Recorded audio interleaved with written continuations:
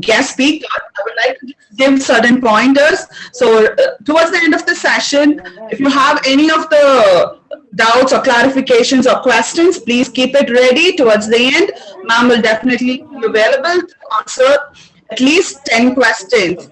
If time permits, if the time exceeds, maybe I can put along all the questions in a Word document and send it to mom, and she'll be able to get back to us with the answers and with the replies. So, yes, Mr. Rahul, please take over. So, good evening, all the participants present in the session. Good evening, Shatik sir. Yeah, it's wonderful to be in this wonderful gathering. And I'm very glad to introduce the research person for the day, Dr. Shobha, Assistant Professor of English at Anna University, Chennai, and also the Deputy Director at the Center for Research at Anna University. She is a teacher, a researcher, and a teacher educator, interested in investigating ways to approach and handle classroom issues in teaching the English language. She has a PhD in English, a master's in education. In specific, she's a gold medalist, and she's all USA certifications in teaching English. She is also the recipient of the Innovative Teachers Award 2020. Presented by Rotary Club of Madras, Coromandel. She has authored textbooks and workbooks for Cambridge University Press and Orient Black Swan for learners of English language at the tertiary level. In addition to several research articles, she works in collaboration with SERD, Government of Andhra Pradesh since 2019, Tamil Nadu Textbook Corporation, British Council, and several other educational programs. It's indeed our immense pleasure to have a person of your scholarly repute. Dear ma'am, we are all waiting for your presentation. The stage is all yours. Thank you, ma'am. Thank you for that very nice introduction that you made, Rahul. And hello, Aruna, a very long time friend of mine. I'm very glad to be on this platform, and I feel very welcome. So I can also see that there are so many participants. Almost we are touching 100 now, I think. So let me just understand the demography of this participants. So are there research scholars, teachers, or is it just research scholars? It's from both, ma'am. All research scholars, teachers, everyone now. Okay. And geographically, how spread are we? How many, states? Almost from every part of the country, ma'am, we have. Okay, great. I think that understanding is very important for any researcher. Before you start doing anything, you need to understand the demography of the sample that you are in contact with. That is why I asked that question. Although, yeah, this is not going to be a quantitative or ELT-based research. It is purely going to be eco-critical, one of my most favorite areas. So without further ado, let us start the session. I will be sharing my screen. Like Aruna said, if there are any questions, just put it in the chat box or just keep them with you. We will definitely discuss towards the end of the session. Okay, I'll be very glad to answer all your questions. And please keep yourself muted while the session is on. Okay, I'm just trying to share my screen now. I hope you're able to share this. I hope you're able to see my screen. Yeah. Yes? Okay, great. Yes, ma'am. Yes, ma'am.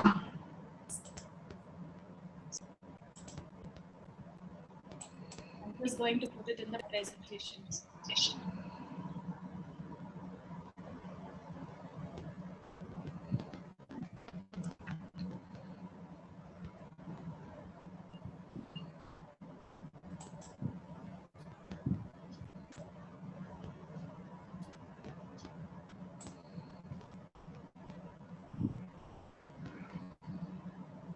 Are you able to see the screen? It says loading here. Ma'am, it's just a blank screen. It says loading. It's still not. It's loading.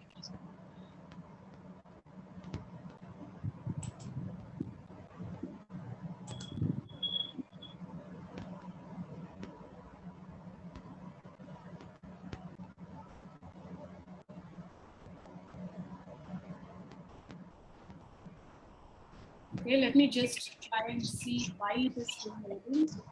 Can you just click on slideshow, ma'am? Yeah, that's what I clicked. Yeah. I usually do it this way.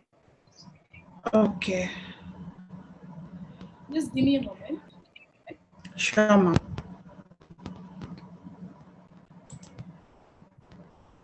It's on Google Slides, and I use Google Slides all the time.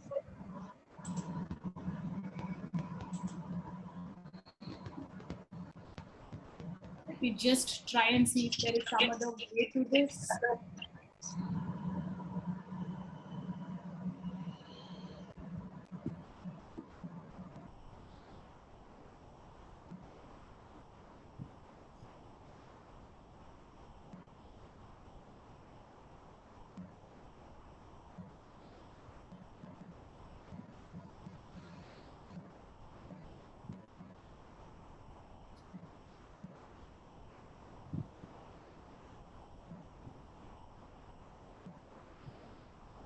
Never happened before. Okay, in that case, I think I will just go with. Yes, ma'am. Maybe you can just go on with the slides. Move on.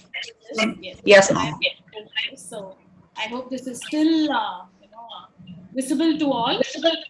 Yes, ma'am. Okay, I think this is perfect. So, eco-critical trends in research. This will be the topic for the day. And I have some questions to begin with. If there are people who have unmuted their mics, please do kind of mute it off so that we can start the session. Great. Thank you.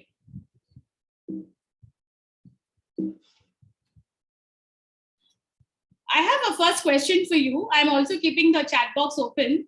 Do you think all texts are eco-critical, or do you think that there are a few texts that can only be eco-critical? Only few texts can be kind of researched environmentally. Only few texts have environmental concerns, or do you think that all texts are eco-critical and it is only the reader or the researcher who has to find that out? Please put it in the chat box. I've just kept it open. So Aruna, I'll be able to check the answers, right? Yes, ma'am. Yes, ma'am. I opened the chat box so you can check it. Right. Yes. Only a few. Okay. PhD scholar who feels that only a few texts are eco-critical. Okay. But we have Mahendra who says all texts are eco-critical. And then you have, okay, some feel that only few texts, it depends on the reader. Not all texts are eco-critical. Some particular texts are great. Yes. Dr. E. Prema feels 1 in 10 text is eco-critical. Based on the reader's perspective, that's a very good answer, Karpagam. So all of us know that Hungry Tide, okay, Amitav Ghosh's Hungry Tide has been eco-critically interpreted by many researchers. Whenever there is a conference and whenever somebody has to write a research paper, they look at Hungry Tide, they look at the Sundarbans, then they think, okay, this is a very special environment that the author has tried to focus on, and people are fighting. There is so much of activism, and then there is the animal in it. So maybe this is a very good eco-critical text. But suddenly somebody starts reading King Lear as an eco-critical text. So we are all wondering, because for us, King Lear is all about, the king and the three daughters. Okay, I just got distracted by Ghosh's River of Smoke is also eco-critical. Okay, great. I also agree with you. So when we see King Lear being interpreted eco-critically, then we are wondering, okay, so is it just the text that makes it eco-critical, or is it the author, or is it the reader? Okay, today we live in a very post-modern, in fact, post-critical age of theory, I should say, because most of us have our own ways of interpreting texts. Many texts of Shakespeare, which is universal in nature, have been interpreted from very novel ways by researchers, right? We read homosexuality in Shakespeare. We try and read Marxism in Shakespeare. So there are different kinds of interpretations that are coming up. So in the case of King Lear, what happens, right? How the land is divided and how the land becomes a background for everything that is happening in the text. Okay, whether it is Tempest or Midsummer Night's Dream. Okay, there are so many texts that have been and that can be interpreted eco-critically. So if I'm asking this question again, are all texts critical? I think I will also agree with most of you who have answered like it depends on the interpretation by the reader or by the researcher. But when Amitav Ghosh was asked whether he wrote The Hungry Tide as an eco-critical text, whether he really wanted to foreground the nature or the element of the physical surroundings or the environment in that particular text. There are several interviews that he had given, but in one very not so popular interview, he had mentioned that I'm really surprised why people ask me this, because isn't that supposed to be a way of life? Right? Now, most of us, if you see, we will be having some detoxifying water, or we will be doing some kind of special exercises. Earlier, it used to be a way of life. Right? Everybody used to drink that, or everybody used to walk or do some kind of physical exercise or work. But today it has become a very special thing. Similarly, like the concept of oxygen parlors. I think in Delhi, there are a few oxygen parlors. Very few people can afford, and they go and they get pure air for 1 hour or 2 hours. Very expensive affair, I am told, and then they come back. Of course, they come back to the same polluted environment. So earlier, if somebody had told about this concept, all of us would have laughed at what is this oxygen parlor? What is the need for it? But today, people are, there is a need for it. Similarly, Amitav Ghosh also felt that the very idea of isolating environment as a subject and putting, a kind of a gaze on it shows that human beings have separated themselves from nature. And that is the root cause of all problems, right? So if you ask me, are all texts eco-critical? I'm sure that most of the texts which need a particular locale are eco-critically situated, and there is a need for human beings to connect, and there is especially a need, for the humanities research scholars to look at any kind of a text eco-critically. Okay, yeah, new college says oxygen parlor. Yes, it's a real thing. I'm not telling you a story. It's a real thing. And during COVID, you would have seen so many people running around with oxygen cylinders also. Right? So these are all things that are making us think about why is there a separate need for us to eco-critically read texts. And all of us also know that humanities are considered to be a kind of an appendage to research. When you talk about hardcore research, you talk about something that is biomedical in nature, something that is done in mechanical engineering. See, I come from a university which is a state technical university, and we listen to such research problems where they are talking about generating solar energy, or frictionless welding processes, or nanomaterials. So at that time, they are talking about the social relevance of it. They are saying how it is very important that we do this research so that we can preserve the environment. So ultimately, everything comes to that. So what is the role of humanities? I'm not sure if most of you have read this particular essay by Gayatri Spivak, where she says humanities is like therapy for the society. So all the funding, if you see, goes usually to these kinds of science STEM departments, right? But then now a new term has come up called STEAM departments. Even yesterday's Hindu carried an article on it, Monday's Hindu, I think. The importance of STEAM, not just STEM. So science, technology, engineering, and mathematics, but arts should also be added. So this entire element of the humanity, now that comes from us having the ability to read any text eco-critically. It is a kind of a sensitivity, they say. Okay, so let's move on to the next slide. Another question that I have is, do writers write eco-critically? Like, okay, some author thinks, okay, today I'm going to write an eco-critical text. I'm going to write a text which everybody will be reading, okay, but they will be reading it in an eco-critical manner.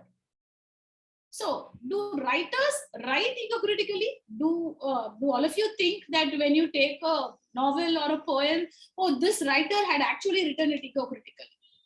Is that possible? Can you give me a yes or a no in the chat box?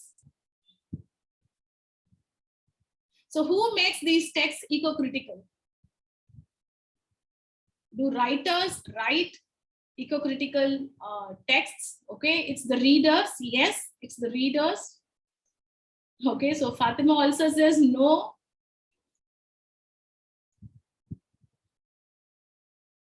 So writers do not think we should write a kind of an eco-critical text. They only take a problem and analyze. They take a societal issue and analyze. And of late, many texts are becoming eco-critical in nature. Okay, readers make the text eco-critical. Yes, Ashwati also says yes. So Ashwati, do you think writers write eco-critically? I think that's a yes that you have given. Okay. So some writers are called environmental writers, and yes, Margaret Atwood's Surfacing is a very good example. Okay, that's a wonderful text that introduces to the concept of ecofeminism as well. Yes. So, this is not because they want to write eco-critically, but because they vibe with that particular idea. Okay, they vibe with that particular idea and they do want to talk about this idea. Okay, great. So my doctoral dissertation was on environmental literature, okay, which later got published under the name Eco-Literature, Globalization and Eco-Ethnic Convergences. So I was interested in reading texts environmentally, eco-critically. So I started looking at, this was in 2006. Ecocriticism was a very fresh area, and I also had the privilege to work with one Dr. Nirmal Selvamani, who was the pioneer in introducing ecocriticism in India. So it is generally said that ecocriticism started from the south, okay, at Madras Christian College, where he kind of introduced this idea, and only from there it kind of spread. So in this particular text, I look at eco-ethnic convergences. So I look at the idea of indigenous spirit of environmentalism. What does it actually mean? Okay, so of course I have to talk about globalization. I have to talk about ethnic identity.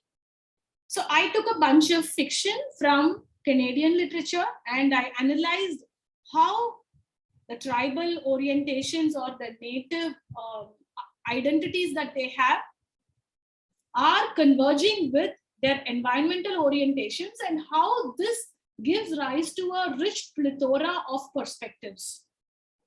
Not just environmental, but something that is intertwined with their lives, identity. Okay, so that was a very interesting PhD, I should tell you. So now, as you can see, if I talk about the recent trends in eco-criticism, so all of you know that the moment you look at the word eco-criticism, you are talking about Cheryl Claude-Felty, Lawrence Buell, Scott Slovic, okay, all these names, Patrick Murphy. So you're talking about all these names. But then there are a lot of developments. It is not the same. So there is this whole idea of eco-criticism, climate change, and COVID-19. Okay, how COVID-19 starting from 2020 had changed the idea of our relationship with nature. So most of us have been saying that it is nature's way of giving back, or it is nature's way of paying back human beings for what they have done to nature. Anthropocene criticism is another new area. So what I have done is, I just thought that most of you will know a lot about eco-criticism, but of course I will also explain it. But these are certain new areas that researchers can try dabbling with. So give it a shot. Maybe post-colonial eco-criticism you would have heard already. Okay, but some of the terms here are very fresh, I think, might be a little new. So can you put in the chat box? Can you put in the chat box which one of these is very new to you? So which of these terms do you think are very new and you would want to know more about it? Phytocriticism. Okay, Aishwarya Roberts seems to have been captured by the term phytocriticism. Okay, yes, Joyce also.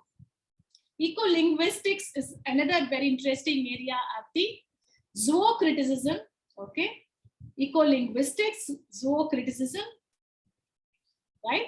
So in India, most of us are talking about ecocriticism, but then if you look at the research worldwide, okay, somebody's talking about ecological singularity. So singularity is a very complex concept. Eco-media studies, yes, 157 says Prema, which is climate change and COVID, zoocriticism, okay, and ecolinguistics, yes, eco-media studies, okay. So all of us know that there are different ideas that are associated with ecocriticism, with environmental studies, but it is only how, as human beings, as researchers, we start exploring and we start extending, right, our feelers. Our when I think all researchers will have two feelers outside. They see what is happening around, and then they extend their knowledge on ecocriticism, and they create new areas of research through their research papers or research thesis, right? Now, say for example, how will you feel if you hear that somebody is doing some research on feminism in Kamala Das, right? We are all like so shocked. Feminism in Kamala Das, so many people have done. What is so new about it? Okay, so all of us know that she is a well-known poet. So even if any research scholar is going to tell us that they are interested in exploring feminism in Kamala Das, then we are like, okay, can you think something new? Are you reading at all anything? How updated are you? So though I finished my research way back in 2009, I have always been interested in ecocriticism, and I keep reading a lot, and I try to stay updated. So now if you see, the recent topics are these. Of course, there are a whole lot of topics like eco-psychology, or ecosophy. But then these are the ones where a lot of research has been produced recently, and there is a lot of consumption of this research also. Okay, so let us go ahead and check what some of these are. Thank you for being very interactive in the chat box also. So just a little, kind of an introduction. All of us know that ecocriticism is coming from William Roycott's 1978 essay, right? Literature and ecology, an experiment in ecocriticism. But then that word didn't become famous at all. That word was lying there for some time. Nobody disturbed that word, or nobody started using that word. That is why words are like currency, right? The more you use it, only it becomes popular. So William Roycott's 1978 essay used the word ecocriticism, but nobody used the word until 1989. So 1989, we have this huge conference, okay? A kind of a meeting, a conference. So this person called Cheryl Grotfelty started talking about the study of nature writing. So this is how the entire idea of research, this idea of ecocriticism came about. So all of us know that we are talking about an interdisciplinary area. See, most of us, we keep saying, no, even if you want to get some research funds, if you want to apply for research grants, you will have to do interdisciplinary research. Okay, so we are talking about digital humanities now. We were talking about environmental humanities some days earlier, and we're talking about it even today. So how do you connect the relationship that you have with the natural world? So ecocriticism is also considered to be a response. Okay, it is the way that we respond to the needs, problems, or crisis, depending on one's perception. Okay, and then it is also a response to the need for humanistic understanding of our relationship of the natural world in an age of environmental disruption. So it is only now recently people like Greta Thunberg, she has been advocating the rights of nature, what world leaders are doing. Somebody like Greta Thunberg, when she talks in the UN, that becomes very popular. It becomes a very vehement kind of response to environmental destruction. So this is something that we should remember, and we should also say that this is coming out of culture and cultural products. Okay, culture and cultural products. Now this is some different kinds of interpretation that we can give. So what questions do eco-critics or theorists keep asking? They want to know how nature is represented in this particular sonnet or poem or drama. Okay, what role does the physical setting contribute? Is it just there for the background, or is there a reason? Or does it get affected? Or does it affect the characters? Okay. Are the values expressed in this play consistent with ecological wisdom? So, what kind of ecological wisdom is coming across? And what are the metaphors of the land? How do you, kind of frame a metaphor for a land? Now, say, for example, the moment I tell you Australia, what are the metaphors that you can come up with? So, Australia is usually considered, down under, terra nullius. So, there are so many names, right? So, how do these metaphors kind of change our perception of land itself? We talk about the bush, the scary bush. Then we talk about the dangerous marsh when it comes to Australia. Okay. The moment you talk about Africa, you are thinking about very dry vegetation. So every land conjures up a kind of a perception which also influences to a large extent the literary product, or which is the cultural product of that particular context. How can we characterize nature writing as a particular genre? So can nature writing become a particular genre like poetry? All of us know that we have these fiction or non-fiction poetry. But then can nature writing, can it be also classified? Now, nature is being observed in certain texts, literary texts, but what happens when more parameters, all these are critical parameters, right? Like race, class, gender, when all these are mixed, with the nature writing, does that affect our understanding of nature itself or our understanding of literature? So how do we try and address this problem? And then there is this eternal, question. Do men write about nature differently than women do? Always they kind of say, oh, women are very close to nature, ecofeminism. But then is that a convenient construct that we have? Or does it have to do something with real-time critical observations? Or do you think men write differently than women do? Or is it only about nature that they write differently? Or how do they write about emotions? Are men better writers of emotion or women better writers of emotions?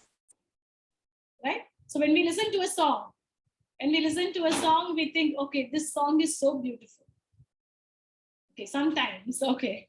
So Marishwari feels sometimes it's, men write better or women write better, not always. Okay, so if you are an eco-critic, you should be asking all these questions. In what ways has literacy itself affected humankind's relationship to the natural world? What do I mean by this? If you look at all these tribals, aborigines, okay, I'm not trying to make a sweeping generalization here, but then I'm just telling you how the way they connect with nature has undergone a major transformation after literacy as a concept entered their lives, right? If you look at the Jaravas, or if you look at any other tribals, they are very happy situated in their own contexts, geographical contexts, which is considered to be, because we live in cities, we think, oh, they don't have any facilities. So we kind of treat them differently.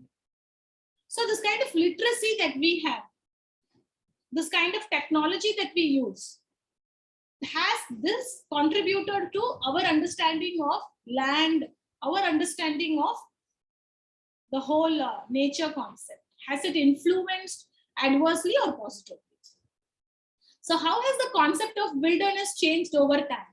I'm sure that most of you who are in Chennai would have seen several maps.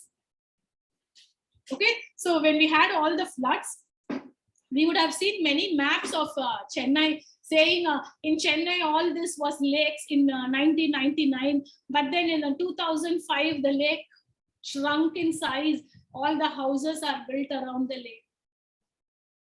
Okay, so we are seeing this idea of wilderness, that it is an unwanted entity in a city like Chennai.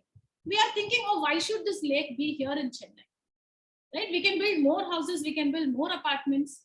So this kind of urbanization, the kind of wilderness, not just for the sake of wilderness to exist, but we are thinking, what is the use? What does this forest generate for me?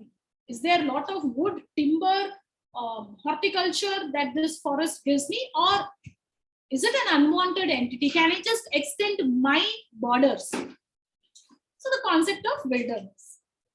Then how does environmental crisis?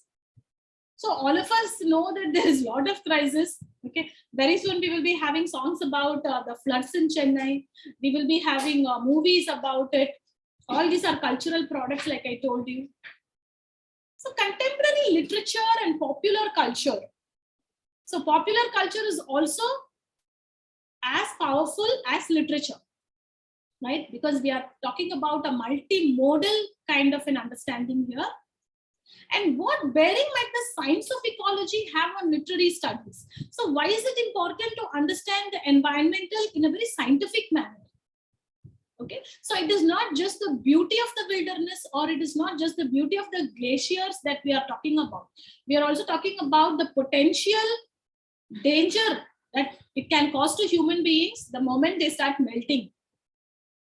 Okay, so the science of ecology, why is it important to understand the science of ecology? And what kind of cross-fertilization?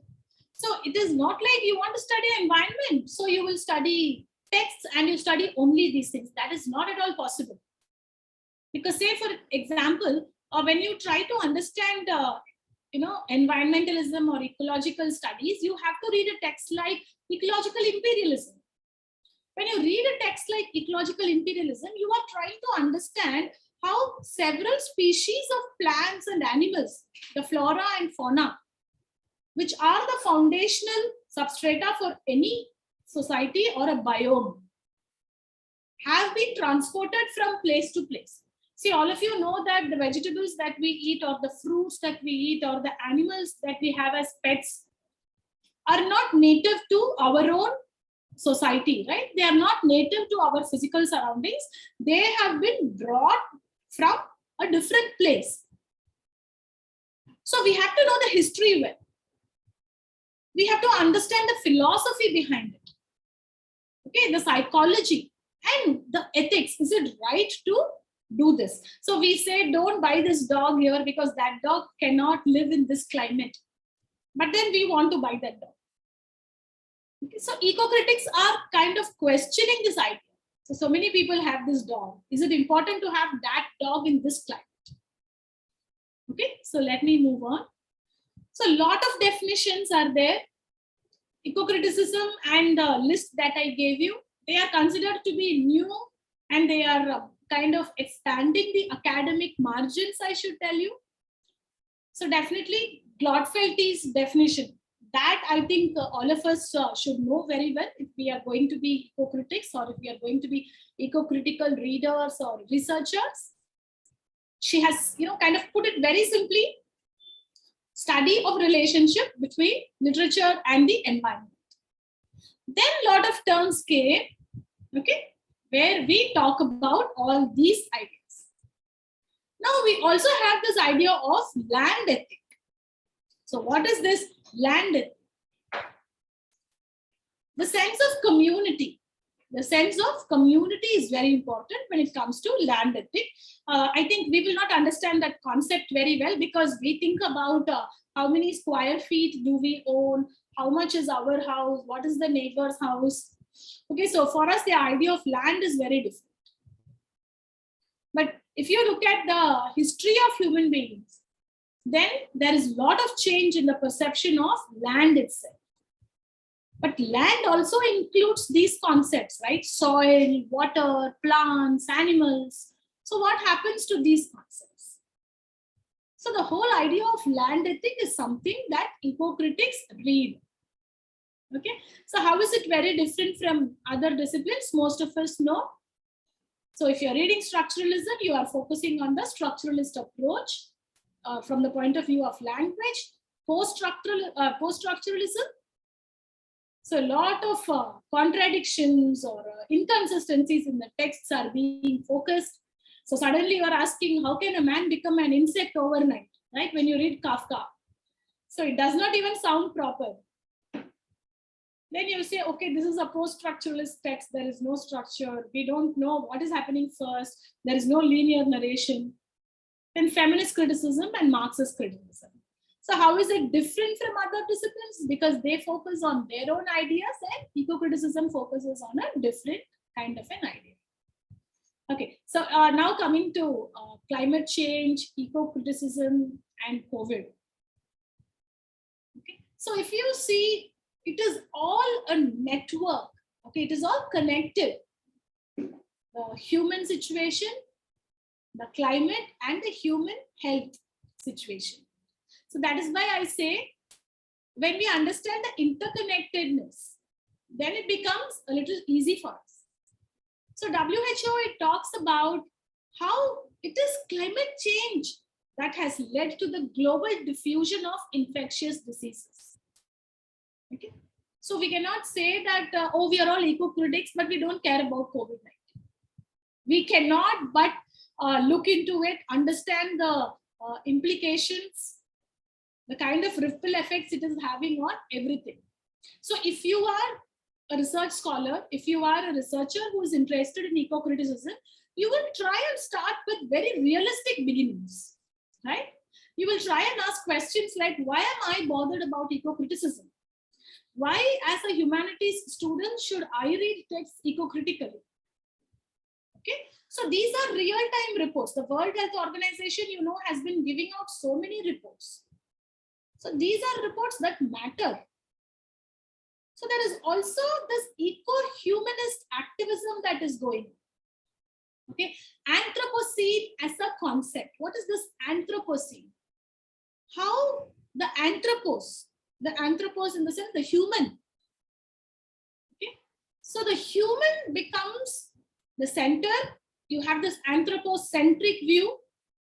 If you had read this Daniel Quinn's novel Ishmael, okay, so in this particular novel, if you see, there is a big gorilla, okay, but that gorilla has observed human beings and it has got enough knowledge to tell human beings how important it is to save whatever you have, as in the environment, the earth.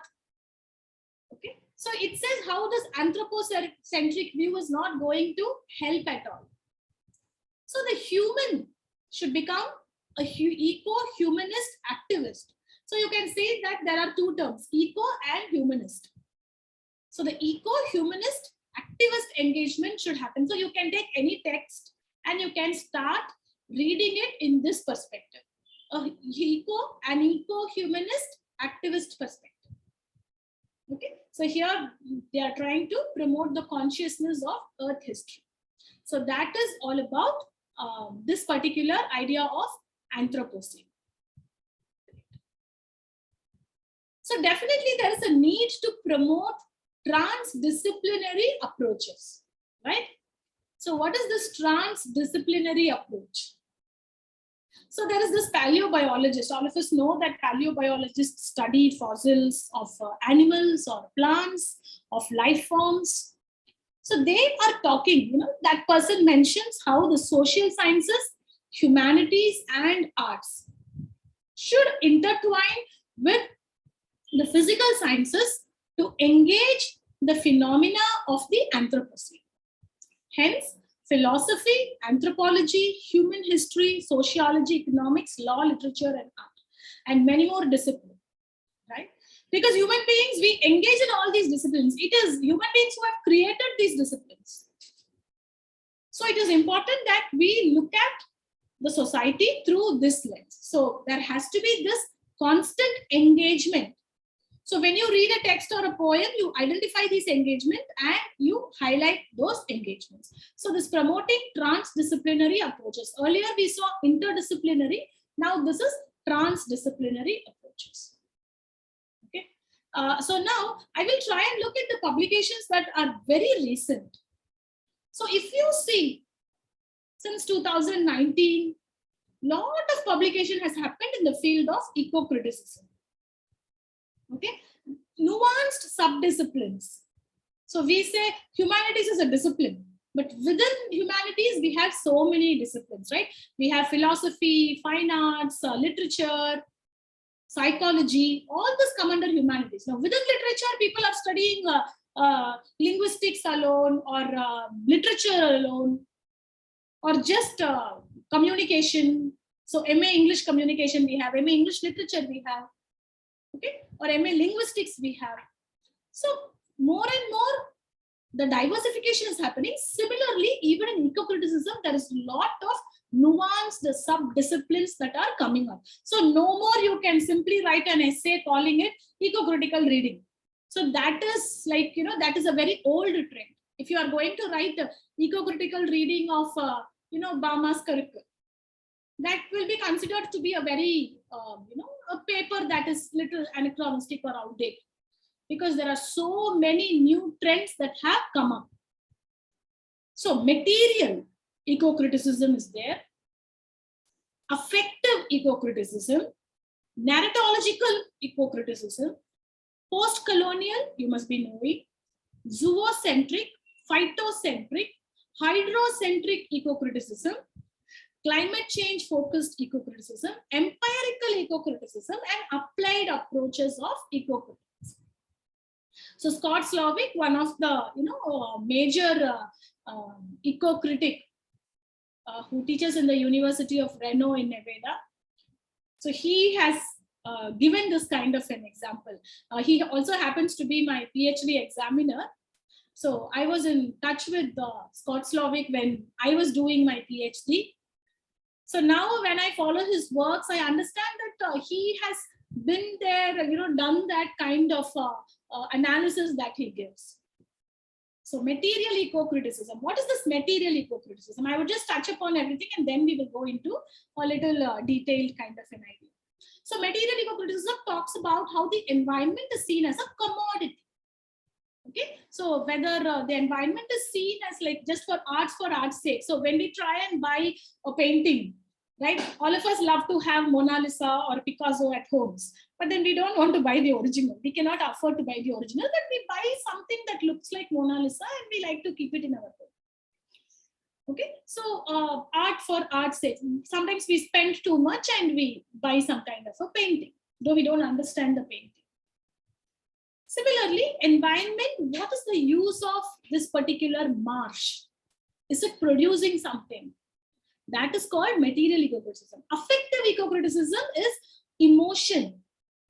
How does a particular land evoke a different kind of an emotion? See, all of us know, I think Chennaites would connect with me when I say, when you go to the Marina Beach, whether it is early sunrise or the sunset, when you go and simply stand there before the waves, it's a different kind of emotion that rises in your mind.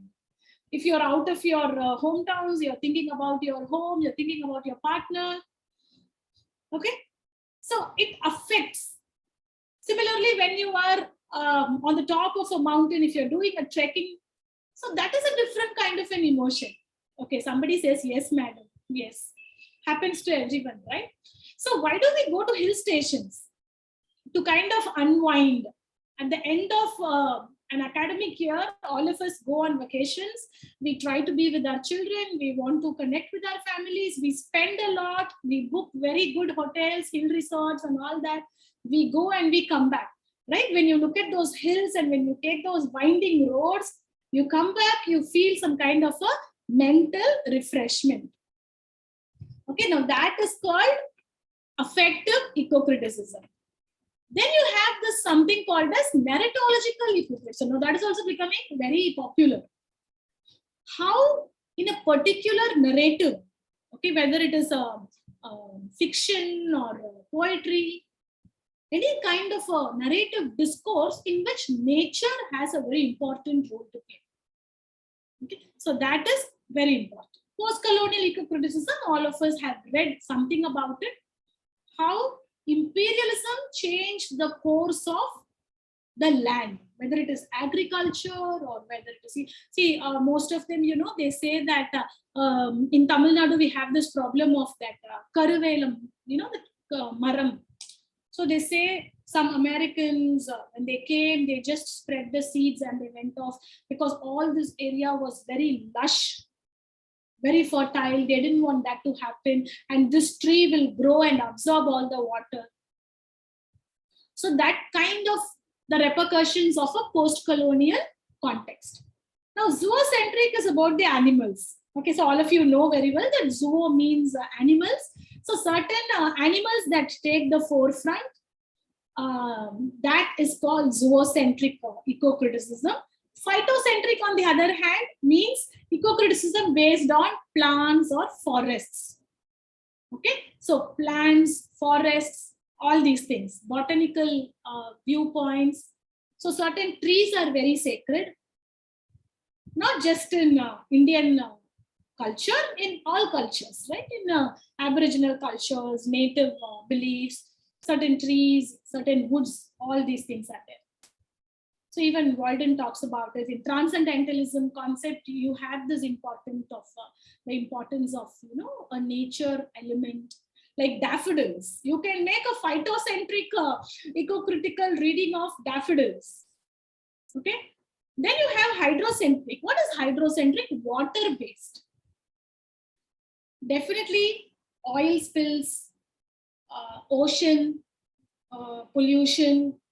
So there is a theory called waste theory. Okay, waste theory, where the theory is not a waste, but then how it deals with human waste, how much waste we generate, and what this waste does to ocean life or human beings. And then there are a lot of energy humanities. Okay, energy humanities also handle such things. True. And then empirical ecocriticism. Empirical in the text sense, studying to see how many texts have come out, how many texts have been interpreted. Empirical refers to a very quantitative measurement, right? A very quantitative calculation. And applied approaches, something like ecolinguistics. Okay, so these are all the areas in which publications have also increased. So not just the areas, but also geographically. Look at this particular textbook. This text is called The Chinese Environmental Humanities, Practices of Environing at the Margins. Okay, so here you have 14 chapters. So those who are interested in doing some cutting edge research, please refer to these books. There are 14 chapters. And what are these 14 chapters talking about? They're talking about eco-criticism, eco-translation. Okay, what is this eco-translation? Eco-translation studies, eco-cinema, and eco-media studies. What is this eco-media studies? See, very recently I was reading another research paper that was talking about different media that is used. Now, say, for example, you can read a paper from the journal Nature. Okay, so that can be a very scientific reporting of some particular plant or some particular animal or a microbe. Even microbes are part of the environment, right? So it can talk about that. Or you can watch a documentary on the BBC or National Geographic. about an animal, about an endangered species. Or you can sit and read happily about daffodil. Okay, you can read about daffodil, or you can read a text like, say, the river of smoke, or hungry tide, which is very heavy. Or you can read a theory. Okay, you can read a theoretical text. So there are different media. It can be a video, it can be a kind of a story, it can be a song, it can be a movie. So trying to see the effect that this creates on human mind, that is called eco-media studies. Sustainability and Buddhist multi-species ethics. So you have this multi-species, right? Human beings, we are not the only species on earth. There are multi-species. So they study and connect it to the Buddhist philosophy also. So we can also read some text based on this. Now this is coming from China. So a lot of research is being done there also, and luckily for us, this text is available in English. Okay. Now, if you look at this, now this is talking about global perspectives on eco-aesthetics and eco-ethics, a green critic. So 2019, if you see, you have these authors, and these authors talk about Anthropocene, narratology, ecofeminism. So this multi-species relationality is a new concept that people are discussing in ecocritical literature. And sure that if you people are interested, you will go and look into each of these concepts. Okay, ecofeminism, some of us know. So this broadening of ecocriticism beyond its origin, all of us know that the moment you start writing a literature review chapter for ecocriticism, you are going back to Cheryl Blotfelty, Harold Frum, you are talking about Lawrence Buell, or you are talking about, Brett Gerard, all these writers. So you were going to American transcendentalism. But then now the margins have become so wide.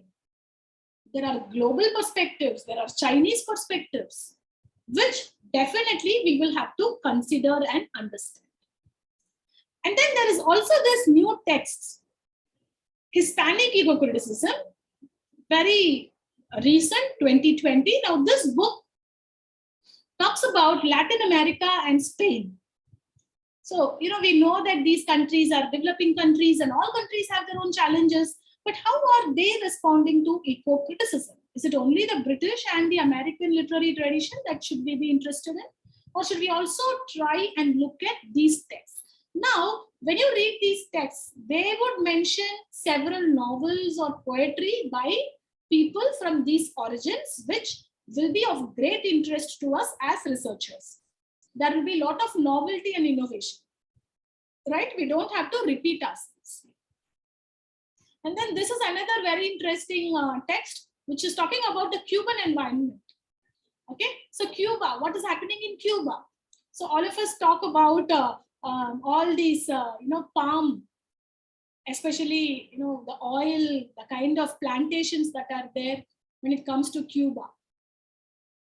So the Cuban environmental culture, and what happens is, as you read these kind of texts, your understanding of ecocriticism kind of expands. It becomes very rich. You are able to do a cross-cultural examination. Okay, so then it becomes very interesting. An island in the stream. So this is also a very recent text, 2019. So what is happening on the Turkish front? So most of us are interested in zoocriticism. Okay, so animal studies. So how are these animal studies integrated with literary texts and cultural contexts? So all of us want to know what kind of contributions animals make.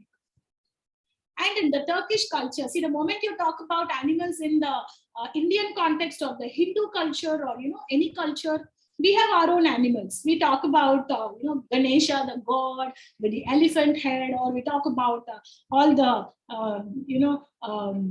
the Simhasan, or all these things which the gods have, or how the cow is a very sacred animal, and how it has been politicized, right? So there is a lot of political implications also that go with these ideas. So transnational literature. So there is a lot of other things if you try and explore in this particular idea. Okay, now moving on to affective criticism, like I told you, it talks about emotion, embodiment, and environment. So it is not like only human beings have emotions. See, most of you would have heard about these research studies which were conducted where plants are growing because of music. Okay, so plants that are placed in very good structures, they grow well, they bloom well.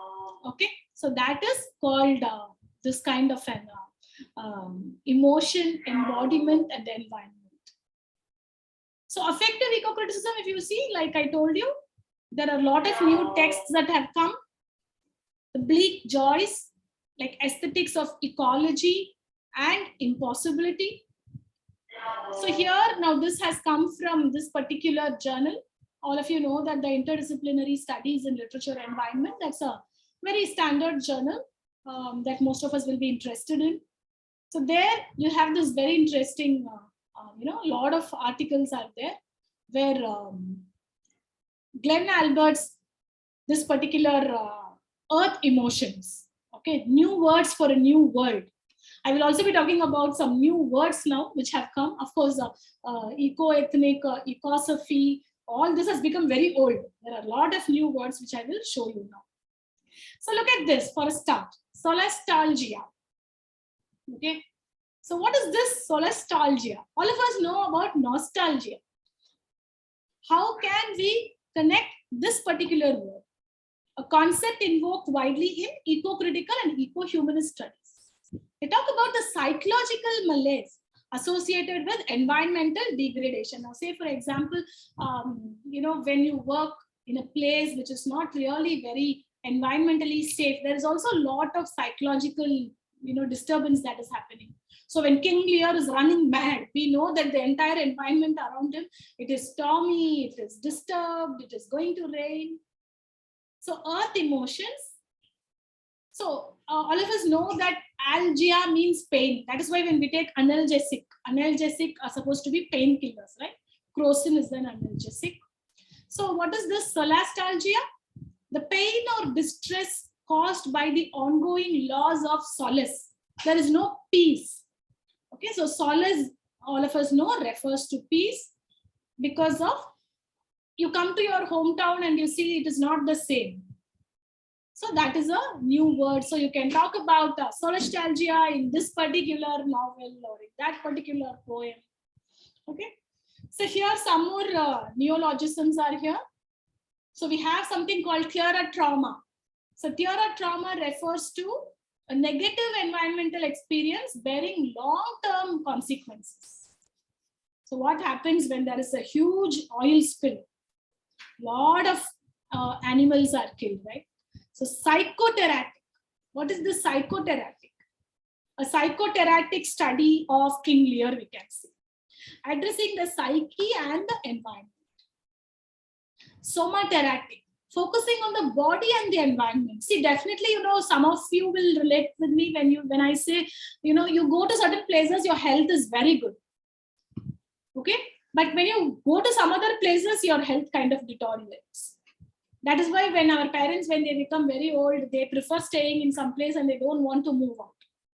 Okay, I've heard lots of stories where grandmothers, when they go abroad, taking care of their grandkids, they have to stay inside the house. The climate is very cold. They are used to outside walking and sleeping on the veranda and all. But when you go to a country which is very cold, your health also, your body also kind of deteriorates. That is called somateratic. Then you also have this meteor anxiety. Meteor anxiety is about the fluctuations in weather causing some kind of anxiety. I'm sure all of us underwent this in the month of November. So we had some important viva to go to. We had something important, but then there was this flood, and then the exams were cancelled. Okay, even Anna University, we had to postpone our PhD entrance examinations. So the students were all calling. They were all asking, "Oh, what happened? When is the exam due?" Then we were not supposed to give them. We didn't know how to give them a date because all the meteorological news that was coming in was not very favorable. And then there is terra fury. So some people, okay, a good example would be Greta Thunberg, right? When she gives her speech in the UN, there is so much of rage, there is so much of anger in her tone of the speech. Because for them, witnessing the destructive, techno-industrial civilization gives that anger. This is called as terra fury. So these are all certain neologisms. Then you also have the psychotheoretic typology, the positive and the negative of earth emotions. So terra of Torah, earth destroyer. So all these ideas, okay, especially he writes about this in the Aboriginal Australian cosmology, and he talks about these kinds of ideas. Of course, terra nullius is a concept we all know, but then there is a lot of labeling that is happening now, because previously it was not addressed at all. Okay, so now I think after COVID, all of us know well the meaning of quarantine, right? So earlier we would have said, what is this quarantine? But now we know what a quarantine is. Now all of us are getting this metacarpal syndrome. What is this metacarpal syndrome? Constantly sitting and typing at the system. So, okay, so all of us know. Earlier it was a medical term. Now all of us know. Oh, metacarpal syndrome means your fingers started paining.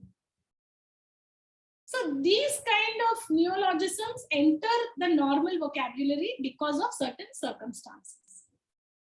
Okay, talking about post-colonial eco-criticism. So here, if you see the South Pacific Association of Commonwealth Literature and Language Studies, now they started this whole idea of post-colonial criticisms because they thought that the present environmental problems are a result of a long post-colonial, process that happened. Many countries where all the plantations were exploited, the cotton, plantations. All of you know about how India was forced to produce certain kind of crops and not what was native to that place. Okay. So 2007, you have Graham Huggett and Helen Tiffin who talk about green post-colonialism. Either it is called post-colonial eco-criticism or green post-colonialism to signify these forms of environmentally oriented post-colonial criticism. So what do these environmentally oriented post-colonial criticism do? They kind of factor the cultural difference. Okay, so culturally for us, some plants are not very helpful. We think those plants are a waste of existence.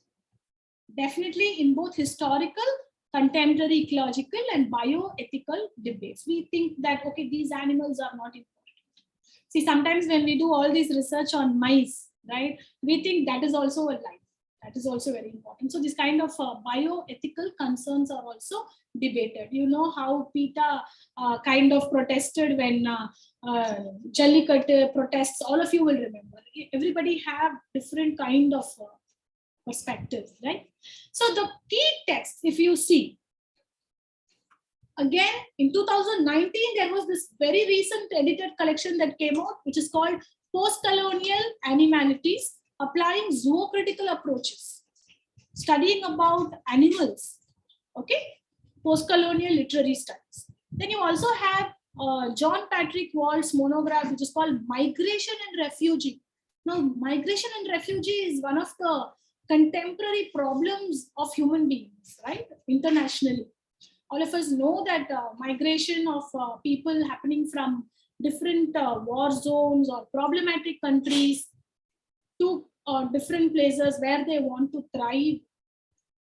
So this eco archive is there about the Haitian literature.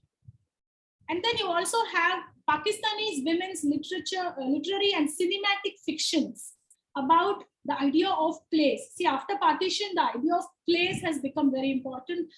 Place and identity is very important.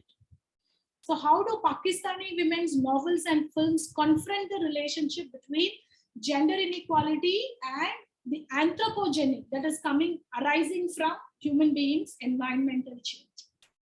So these are all very recent research that is going on, especially with post-colonial eco-criticism. So you also have the South African, writer, Emily McGiffins, who talks about of land, bones, and money. So very disturbing name, right? Land, bones, and money. So South African eco-poetics. Lot of complications because of segregation, apartheid, extractive capitalism. Extractive in the sense at the cost of slaves, right? Their bodies are not considered to be bodies. Their bodies are considered to be some kind of a machine where they have to work for others. So how is apartheid connected to environmental justice? Okay, so you also have this another wonderful text, Posthumus's landmark study on climate change skepticism. So some of us are telling that global warming is a hoax. Okay, so there's a lot of skepticism involved, a transnational ecocritical analysis. So this is talking about ecocriticism and eco-media studies. Okay, I kind of explained eco-media studies earlier.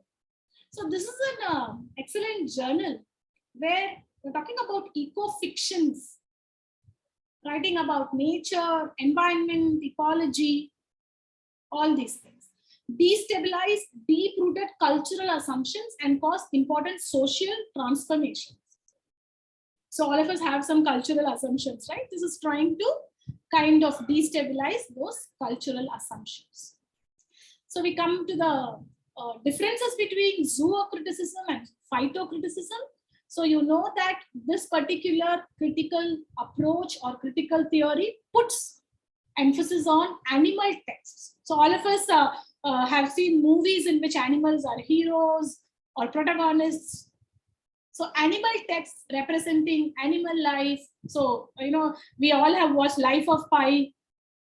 Of course, Pi is not about the tiger, but then we know Richard Parker, which is the main protagonist, zoological histories and ethics, and human-animal relationships. Okay, so the Indian culture of Jallikattu, where we understand that playing that game is a matter of pride both for the animal and for the human. So trying to understand this otherness, okay, miscegenation, that is, trying to see how there are different conflicting theories in the origin of this idea. Language translation and voice. So some animal stock like 1984, or Animal Farm, you have so many characters. So, when they talk, or even in movies, if you see, even in a very popular Hindi movie, the dog is the narrator. Okay, I think it is Dil Dhadakne Do or some popular Anil Kapoor's movie. So you have how animals are given a voice. Now, zoocriticism creates this entry point for a re-theorizing of the place of animals in relation to human societies. Okay, I think very recently there was another movie also which talked about how a cow is lost and then the owner of the cow goes searching for it. So on the other hand, plant texts which depict plant life, botanical histories and ethics, and human-plant relations, that is called phytocriticism. Okay, so this is again trying to coalesce, trying to mix botanical ethic debates and this is very recent, okay, academic, it is promising but transdisciplinary academic activist field of human plant studies. So that is about zoocriticism and phytocriticism. So you have these texts, Radical Botany, Plants and Speculative Fiction. You should read this book, it's very interesting. Novel Cultivations, Plants in British Literature in the Global 19th Century.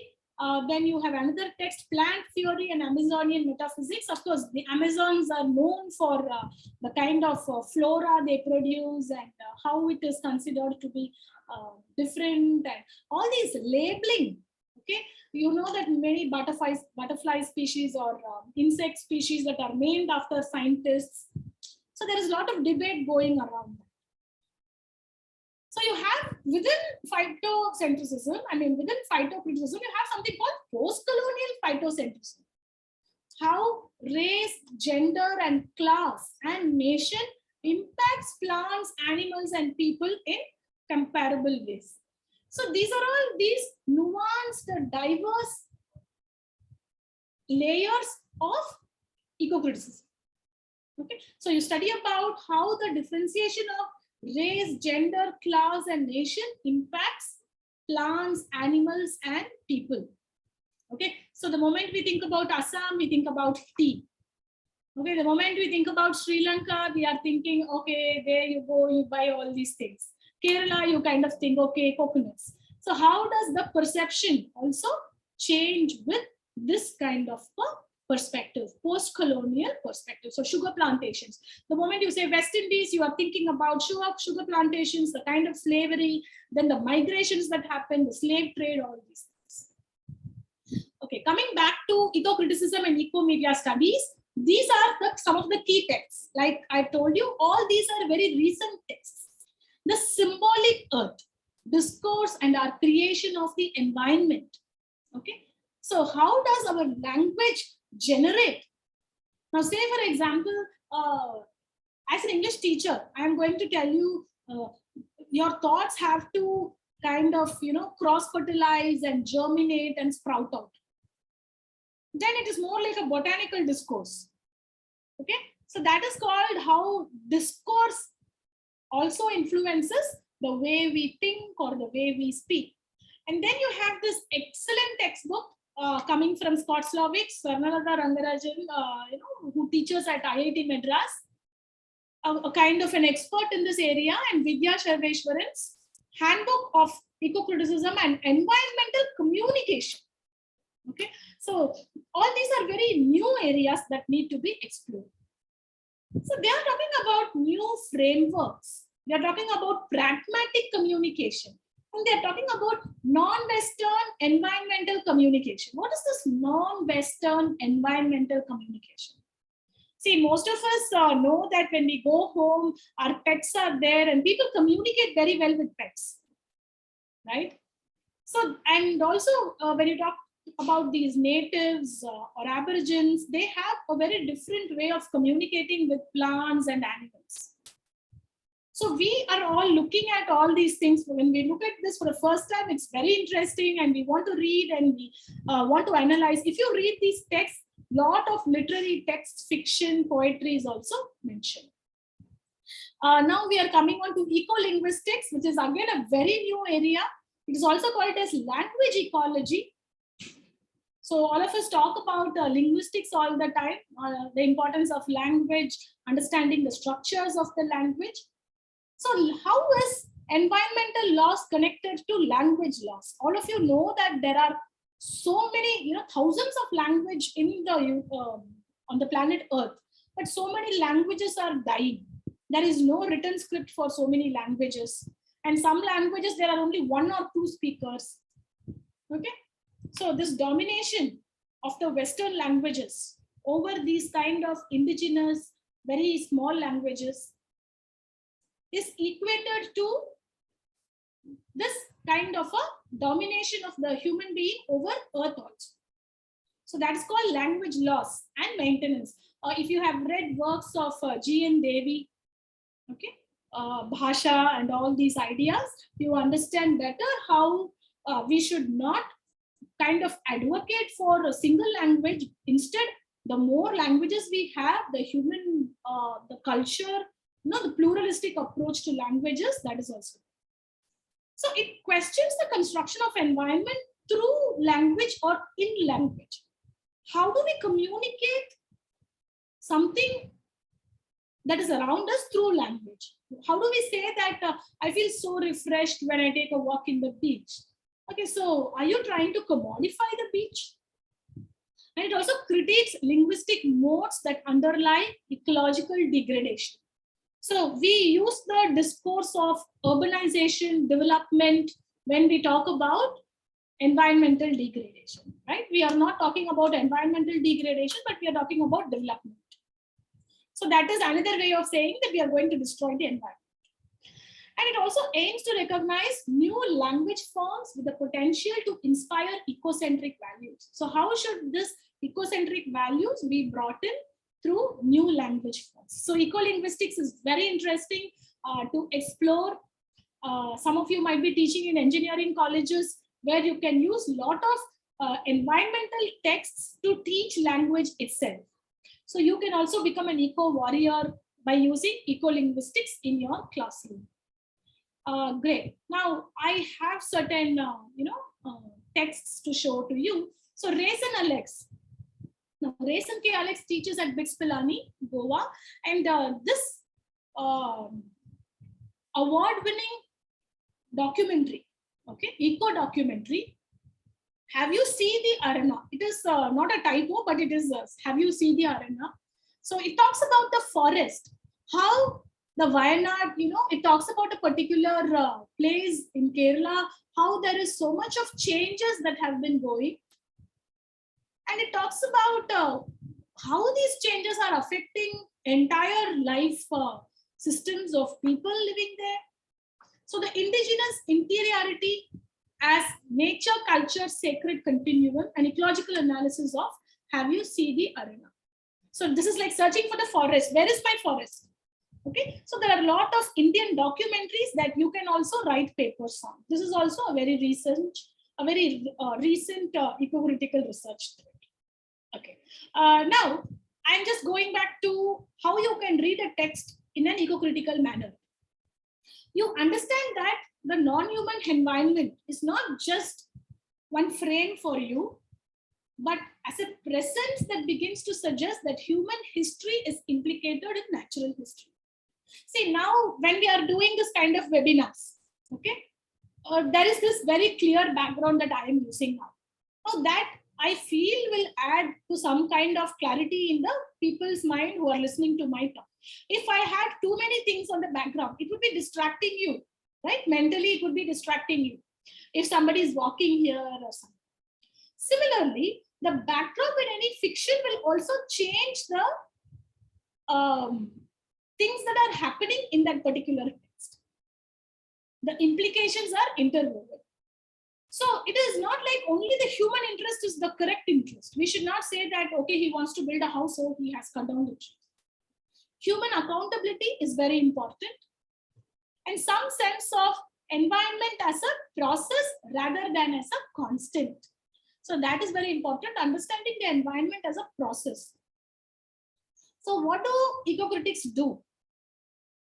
They reread major literary work, okay, with the emphasis on the representation of nature, like I told you how Shakespeare is read, whether it is Wordsworth's Daffodils. Nobody would have thought that there is an ecocritical approach that can be done.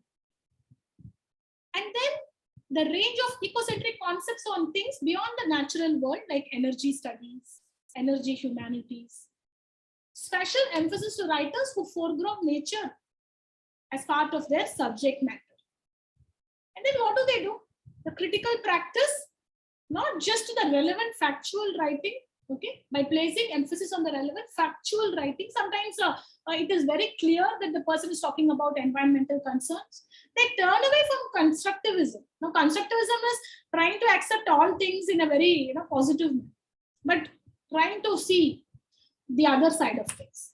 Emphasize the ecocentric values of meticulous observation, ethical responsibility, and claims of the earth. Trying to say how earth also has a right to exist. So nowadays, if you see these kinds of ideas that are discussed, these are all contemporary environmental themes for texts that people are writing. So if you want to write an ecocritical poetry collection, okay, you can write a poem on each of these topics and you can publish it as ecocritical poetry. And somebody can read and interpret it and write a thesis also. So these are some of the topics like oil spills, toxic waste contamination, extinction of species, all these things.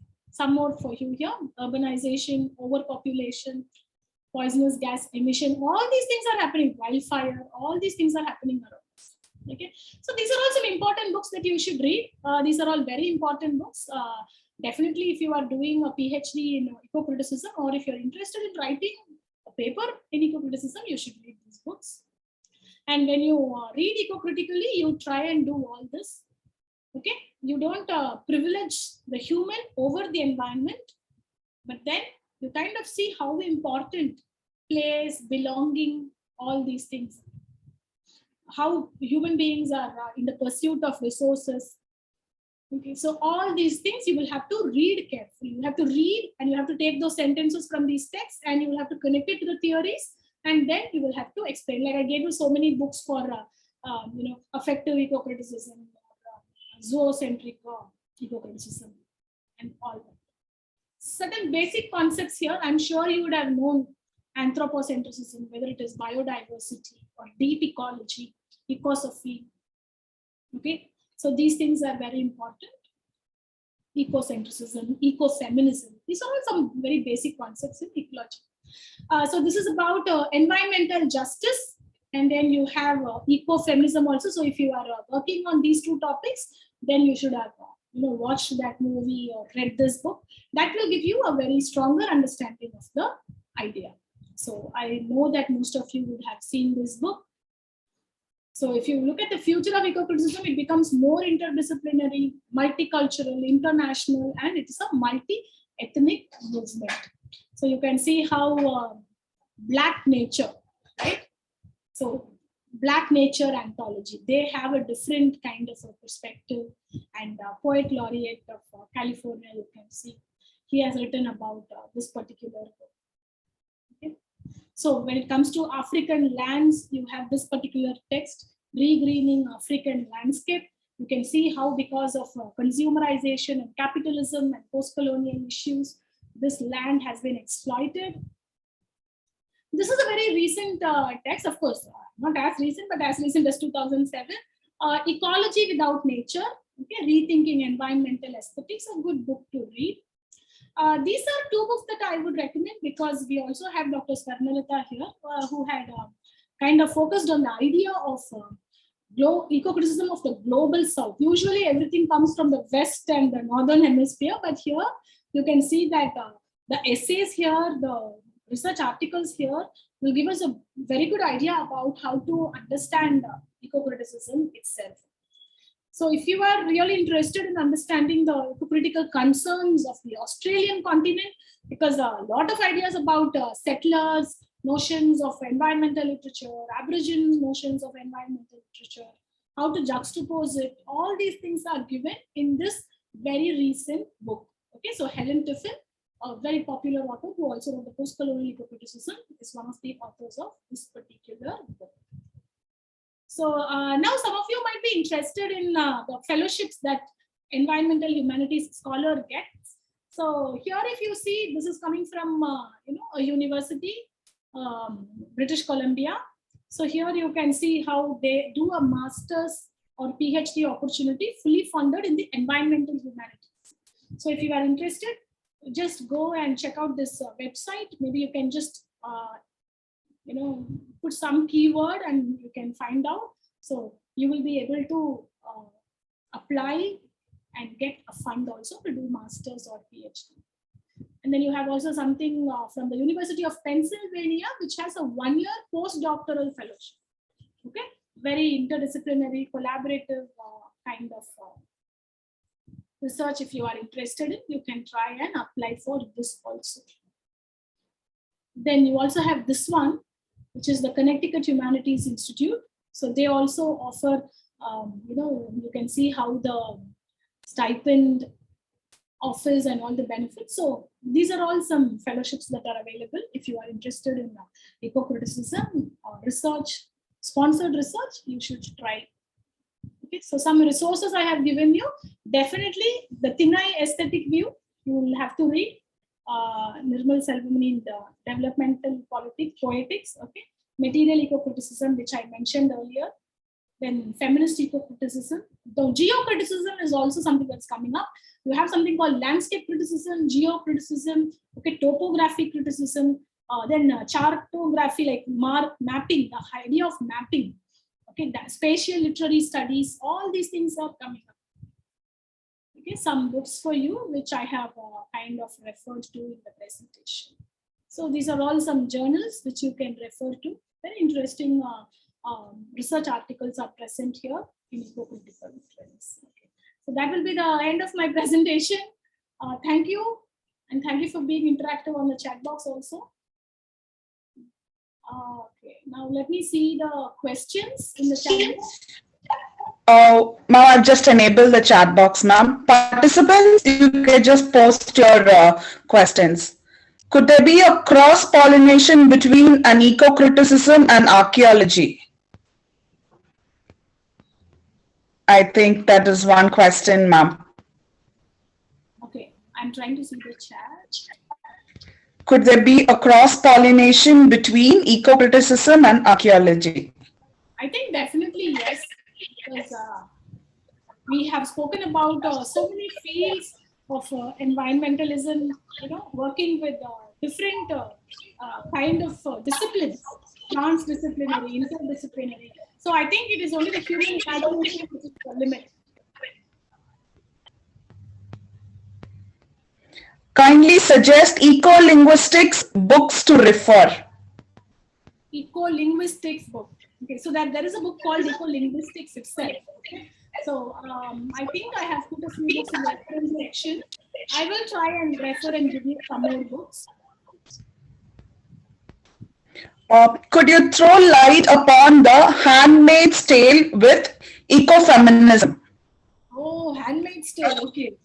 So Handmaid's Tale is one of the most kind of disturbing, dystopian kind of text that any of us would have read.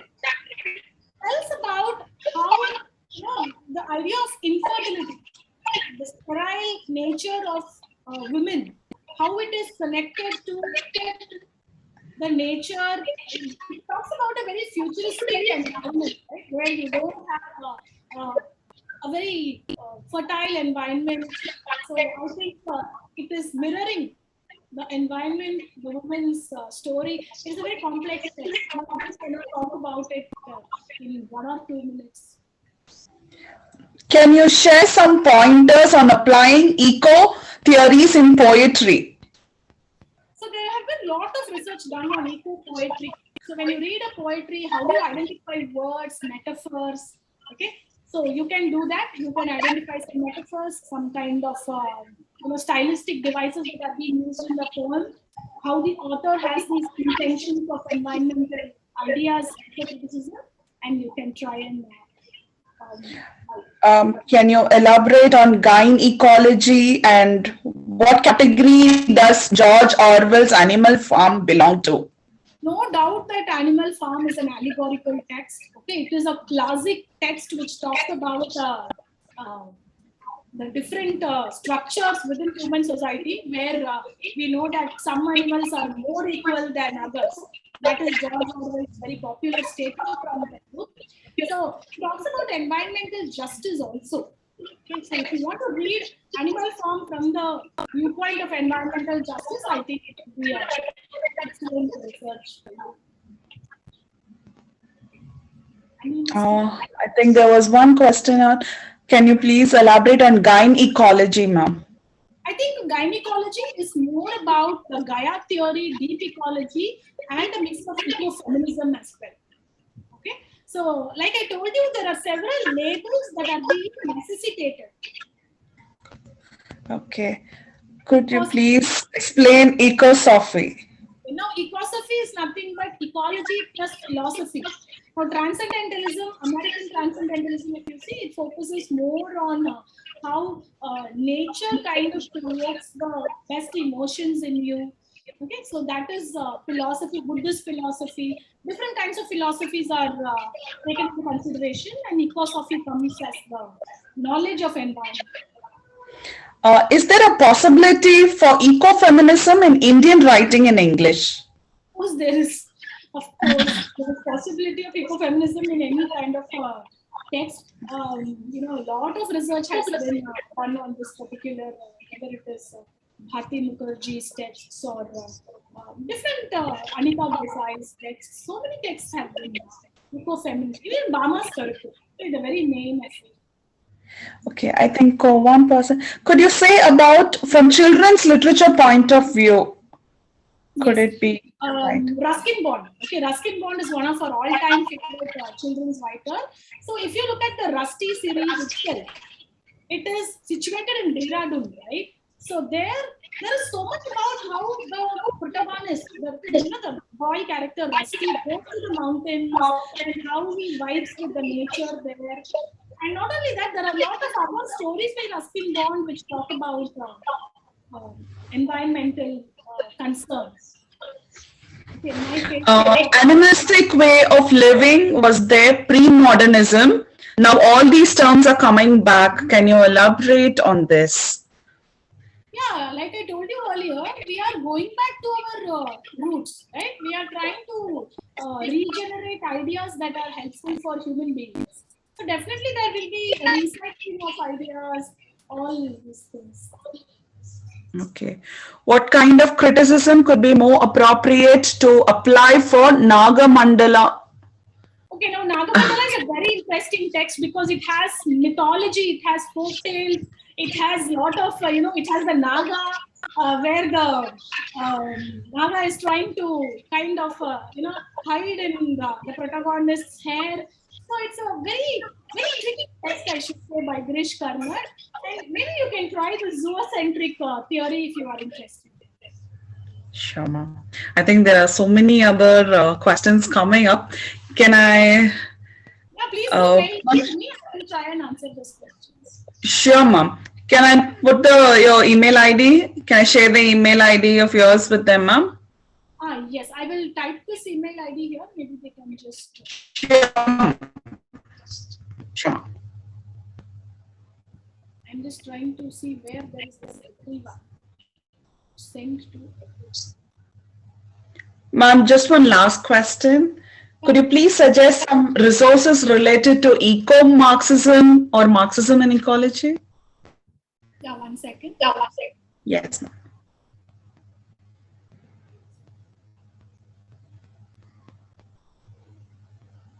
I've just posted my email ID there. Yes, when you talk about eco-Marxism, see, there are a lot of theoretical texts, okay? It only depends on how you want to focus. Say, if you want to take a Western perspective, then there are a lot of eco-Marxism texts that you can refer to. Or you can also look at certain texts which talks about industrial pollution, or, when you can look at fiction, poetry. It all depends on your interpretation. So I cannot tell you which is an eco-Marxist text. Okay, maybe theories are plenty and we can always refer. Thank you, ma'am. I think participants, ma'am has posted ma'am's mail ID on the chat box. I will repost ma'am's mail ID once again. If you have any questions further on, you can mail it to ma'am. Ma'am will be definitely happy to answer you. Yes. Rahul? Yes, ma'am. Shall I? Yes, Rahul. It was really a wonderful, delightful evening for everyone of us. Before accomplishing the task of acknowledging the resource person for the day, ma'am, as an MCCN, I would like to thank you for quoting upon my professor, Dr. Nandan Selvamani. So, the moment when I saw the word ecocriticism, it was so nostalgic, and the first thing that came to my mind was about Dr. Enna's class. So thanks for bringing it alive to the class. He was also my doctoral committee member, so I've had a lot of pleasant memories, very academic discussions about my own research with him. So nice to know that you're also. Nice to know that you're from the same school of thought. Thank you for that, ma'am. And talking about your presentation, ma'am, it was a very wonderful presentation from your side, and it was very persuasive because you started with various questions and brainstorming people, and you made everyone to first talk about the topic, and then you wandered over into the idea of ecocriticism. So that was so wonderful to talk about, and I'm sure that the word ecocriticism was not something new for literature, because it could have started somewhere in the time of the Romantic poets, where many people were worshipping the nature, where the idea of pantheism came into existence. So, but there has been always a kind of a misthought that literature is something totally different from nature and from environment. They were two different extremes of the world.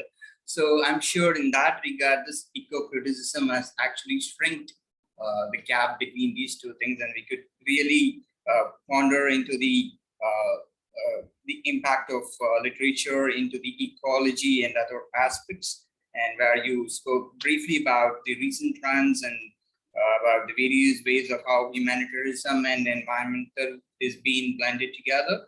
And ma'am, even you spoke about in detail about various isms like structuralism, post-structuralism, about the relationship between feminist criticism and the Marxist criticism in specific. So it was indeed a very thoughtful insight into the topic. Thanks for that, ma'am. And I was really delighted when I heard about the contemporary relevance of the climatic changes. That is something happening right now. So that's so relevant to talk about it. And also about the most important thing, the COVID, since right now we are being connected online. So I think this has actually paved the way for that one. So it was so relevant to talk about all these things and trying to relate it to that of eco-literature. And though there certain terms were so new to us and so it sound to be like gibberish, like that of solasticea and other terms, but ma'am, you went to the level of explaining it so that any person in any walks of life can understand what the entire concept is about. So it was so interesting to know about all the various criticisms like criticisms and phytocriticisms, and how you hinted upon post-colonial perspectives, and finally your call for everyone to be like eco-warriors, and your thoughtful presentations on various books related to eco-criticisms. And I need to also thank the participants for such a very interactive questions and very thoughtful insight into the topic. So certainly, I'm sure, ma'am, this evening was a very delightful one. It was most memorable thing for each and every one of us over here. So thanks for joining us in your valuable time. So thank you, ma'am, for that on behalf of all. Thank you. Thank you, Aruna. Thank you for the opportunity. Thank you, ma'am. Looking forward to having you more with us, your association with us. Thank you. Then I will leave the meeting. Sure. Thank you, ma'am. Thank you. Thank you, participants. So tomorrow 6:30 we will be having our next session with Dr. Ratna, ma'am. So hoping to meet you tomorrow at 6:30. The feedback link I have posted today, and I will also post the feedback link. The feedback link will be open for another half an hour.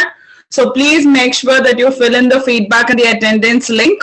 And I hope all of you have made sure that you have logged into the Google Classroom, because we have already told that certificates will be issued only to participants who have registered, who have attended all the 1 week of session, and those who have completed the written assignment. Thank you. Have a great evening. Thank you. Thank you, Rahul. Rahul, I think you are on mute. No, Yeah. I think. Thank you for that. And thank you, Shadik sir. Thank you. Thank you, Sadik sir. Thank you. Sadik sir, you're on mute. Yeah. Thank you, Aruna ma'am. Thank you, sir. Rahul sir. Okay, sir. We had 3 great persons, 3 days. Alhamdulillah. Yes. Thank you. Yes, sir. We'll see. We'll meet tomorrow. Thank you, sir. Thank you. Yes.